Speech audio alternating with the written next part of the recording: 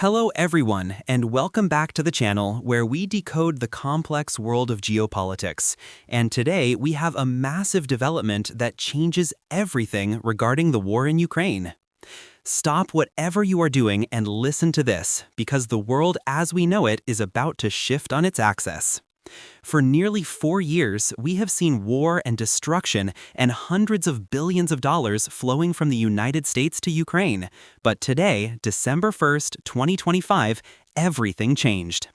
President Donald Trump, speaking from Air Force One, dropped a bombshell statement that the media is scrambling to cover. He said, "There is a good chance we can make a deal to end the Russia-Ukraine war." Now, you might say we have heard this before, but no, this time is different. Why is it different? Because while Trump was saying this in the air, a secret high-stakes meeting was concluding on the ground in Miami, Florida. This was not a meeting at the United Nations. This was not a meeting in Brussels with NATO. This was a direct back-channel negotiation involving the heavyweights of the Trump administration and the top negotiators from Ukraine. Let us connect the dots on what exactly happened today and why I believe the war is in its final days. First, look at the location and the players. The meeting took place in Florida. Who was there? We had Marco Rubio, the Secretary of State. We had Jared Kushner, Donald Trump's son-in-law, who is known for brokering the Abraham Accords in the Middle East. And from the Ukrainian side, we had Rustem Umerov, their chief negotiator. The fact that Jared Kushner was in the room tells you everything you need to know. This is not being treated as a traditional diplomatic treaty. This is being treated as a real estate deal, a business transaction. The reports coming out suggest that a 28-point peace plan has been put on the table. And here is the catch. This plan has caused panic in Kiev. Sources say the initial draft was heavily tilted toward Russia. It likely involves freezing the conflict lines where they are today, which means Russia keeps the territory it has captured. Now pause for a second and think about the timing. Why is this happening today on December 1st? Just last week, we saw reports that Ukrainian President Zelensky fired his own chief of staff and top officials. Why would a president fire his top team in the middle of a war? Because the Trump team demanded it. The previous Ukrainian officials were seen as too stubborn or too close to the Biden administration. Zelensky knows that without American money and weapons, his army collapses in weeks. So he is cleaning house to please the new boss in Washington. But the story gets deeper.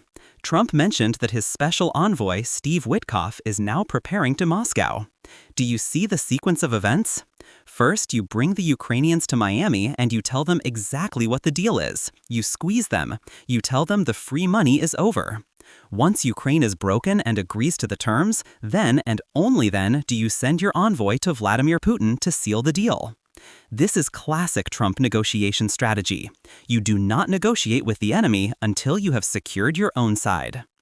So, what does this deal actually look like?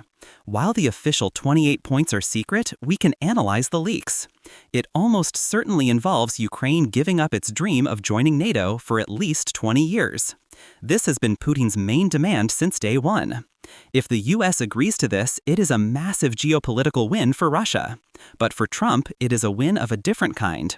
He gets to go on television and say, "I stopped the killing. I stopped World War III." We also have to look at the money angle, because with Trump, it is always about the money. The US has spent over $175 billion on this war. The American taxpayer is tired. Inflation is high. The national debt is skyrocketing. Trump knows that his base does not care about the Donbas region in eastern Ukraine. They care about gas prices and grocery bills. By ending the war, he stops the cash outflow. He stabilizes the energy markets, which we are already seeing reaction to in the oil prices today. And he pivots the entire US foreign policy machine away from Europe and towards the real challenge, which is China. But there is a dark side to this news. If you are in Europe today, specifically in Poland or the Baltic states, you are terrified. Because if the United States effectively forces Ukraine to surrender territory, what stops Russia from trying again in 5 years? The security architecture of Europe, which has stood since World War II, is being rewritten in a hotel room in Miami. The Europeans are realizing that they are alone. Germany and France do not have the military capacity to support Ukraine without the US. Trump knows this. He is using this leverage to force Europe to pay up or shut up. So where do we stand right now? The envoy Steve Witkoff is heading to Russia. Putin is waiting. Zelensky is cornered. And Donald Trump is confident enough to announce a good chance of a deal from Air Force One. This is the moment history will look back on.